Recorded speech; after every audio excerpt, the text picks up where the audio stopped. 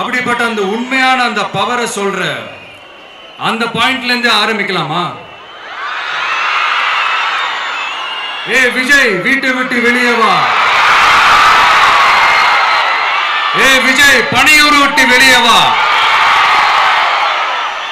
அப்படின்னு சொல்றவங்களுக்கு என் வீடு எதுன்னு தெரியுமா? முதல்ல என் வீடு எங்க இருக்குனாவது தெரியுமா? என சீண்டி பார்க்கறதா நினைச்சு கிண்டலும் கேலியுமா பேசுறவங்களுக்கு நான் சொல்றேன், இந்த தமிழ்நாடு தமிழ்நாடுன்னு சொல்றாங்களே, அது மத்தவங்களுக்கு வேணா ஸ்டேட்டா இருக்கலாம், ஆனா என்ன பொறுத்த வரைக்கும் என் தாய் நாடான தமிழ்நாடு தான் என் வீடு.